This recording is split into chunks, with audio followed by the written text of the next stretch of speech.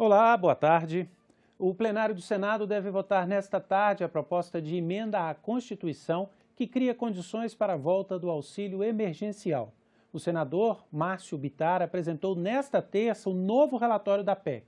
Ele retirou do texto o ponto mais polêmico, o fim dos investimentos mínimos em saúde e educação, a chamada desvinculação orçamentária.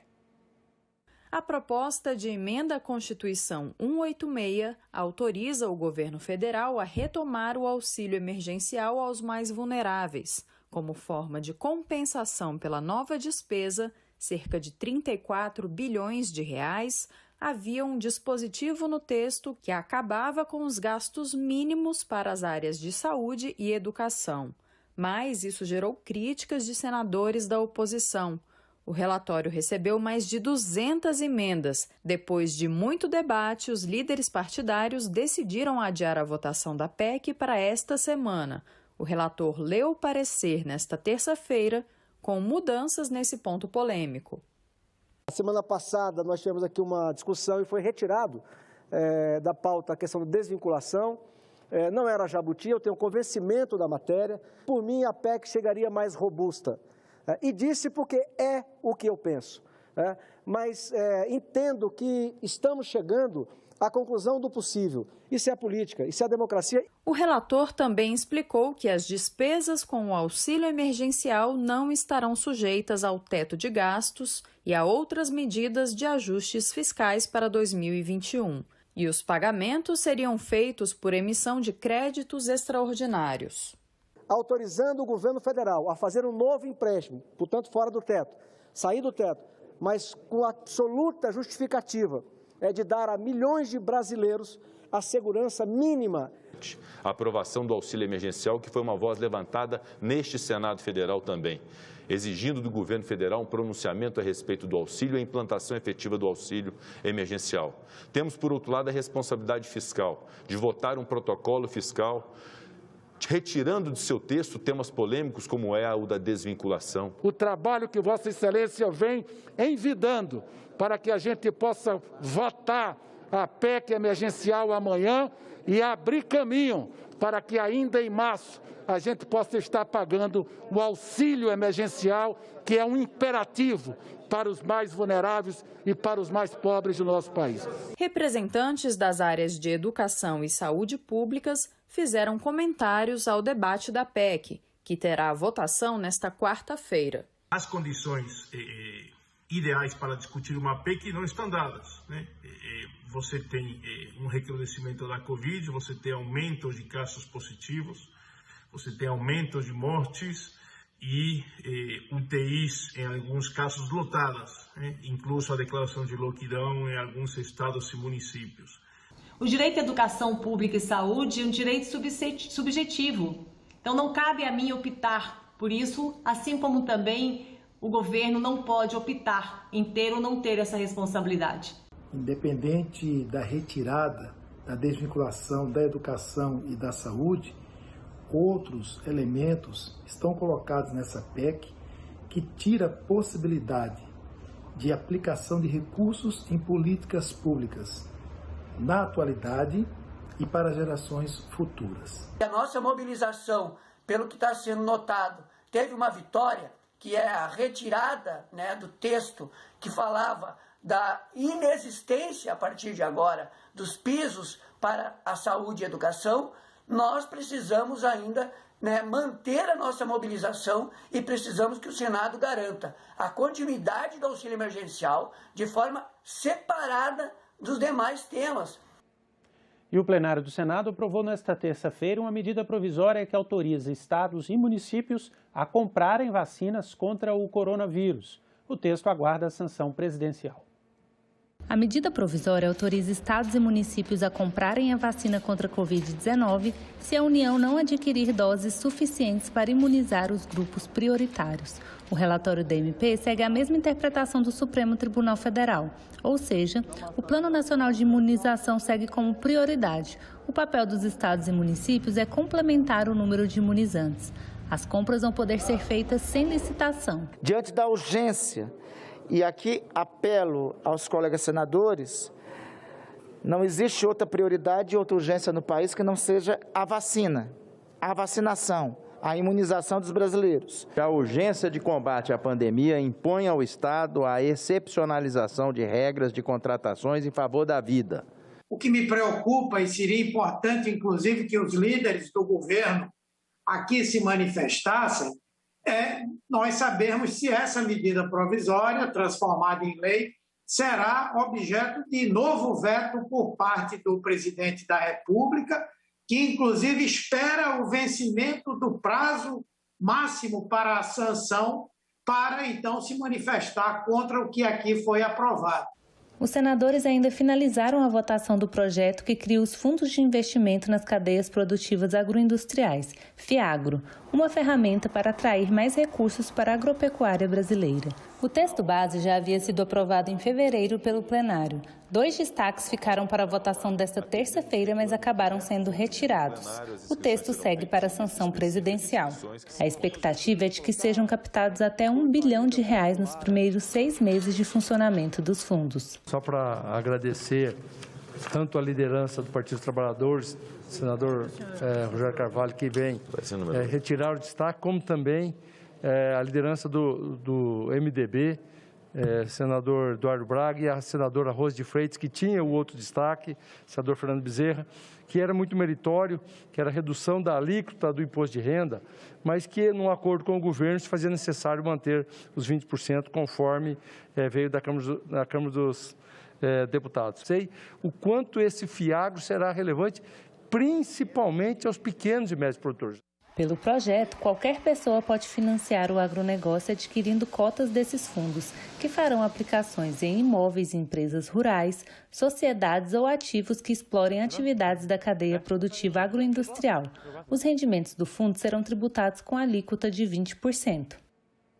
Senadores criticaram os vetos do presidente Jair Bolsonaro à Lei 14.121 de 2021, que autoriza o Brasil a adquirir vacinas contra a Covid-19 através do consórcio COVAX Facility.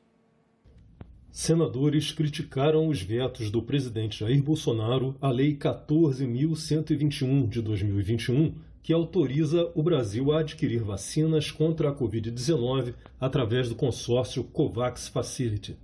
Bolsonaro vetou a parte que autorizava estados e municípios a vacinar suas populações no caso de omissão do Ministério da Saúde. Vetou também a parte que dava 5 dias para a Anvisa conceder autorização temporária de uso emergencial das vacinas contra o coronavírus. Sobre a proibição a estados e municípios, Rogério Carvalho escreveu que Bolsonaro é um genocida criminoso e deverá responder por crimes contra a humanidade.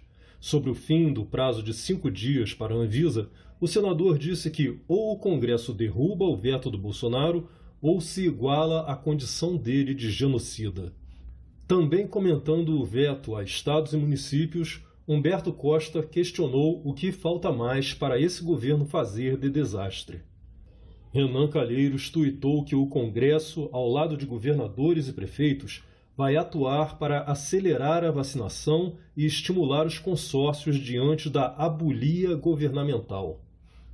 Cid Gomes disse que Bolsonaro supera a própria perversidade todos os dias e está dificultando a imunização de todos, tripudiando com a vida dos brasileiros. Paulo Rocha afirmou que os vetos de Bolsonaro prejudicam o trabalho de governadores e prefeitos que lutam para proteger a população. E Randolfo Rodrigues anunciou que entraria com ação no Supremo Tribunal Federal. A ação da rede foi recebida pelo STF nesta terça-feira e tenta assegurar que estados e municípios possam adquirir vacinas e serem ressarcidos pela União. E a Câmara dos Deputados aprovou nesta terça-feira o projeto que autoriza estados, municípios e o setor privado a comprarem vacinas contra a Covid-19 que tenham registro ou autorização temporária de uso no Brasil. O texto, de autoria do presidente do Senado, Rodrigo Pacheco, foi aprovado pelos deputados sem alterações. Por isso, segue para a sanção do presidente da República. O presidente do Senado Federal, o senador Rodrigo Pacheco, disse que em breve dará uma resposta ao pedido de senadores para a instalação da CPI da pandemia. O objetivo da comissão é apurar omissões do governo federal no enfrentamento da crise. Foram obtidas 32 assinaturas de senadores, 5 a mais do que o necessário para a criação de uma CPI. O pedido de CPI foi defendido pelo senador Tasso Gereissati com o objetivo de investigar a conduta do presidente da República durante a pandemia. Se nós não dermos um freio a essa irresponsabilidade do governo, que já foi irresponsável quanto às vacinas, e quanto a não aglomerar, quanto ao distanciamento social, quanto à valorização e à importância do que está acontecendo e das mortes que estão acontecendo. Se nós não dermos um freio a isso, ninguém vai dar. O senador Eduardo Girão quer ir além e investigar também estados e municípios. Do dia 3 de dezembro do ano passado até hoje, mais de 61 operações da Polícia Federal em estados e municípios, né? Irregularidade de contratos, fraudes em licitações, superfaturamentos, desvios de recurso público. Nós sabemos que é papel e função do Poder Legislativo a fiscalização das ações do Poder Executivo, de outros entes e outras instituições no nosso país, e certamente serve também como um instrumento de pressão para que aqueles que estão se omitindo das suas responsabilidades, eles possam cumprir o seu papel. O apelo que o nosso decano, o senador Tasso, fez aqui, foi um apelo de quem testemunhou um posicionamento de Sua Excelência o Presidente da República negando a dramaticidade da pandemia e se insurgindo contra as medidas sanitárias tomadas pelo governo do Estado, do senador Tasso. Nós chegamos aqui ao Senado e um dos nossos papéis é o de fiscalizar, ser fiscal.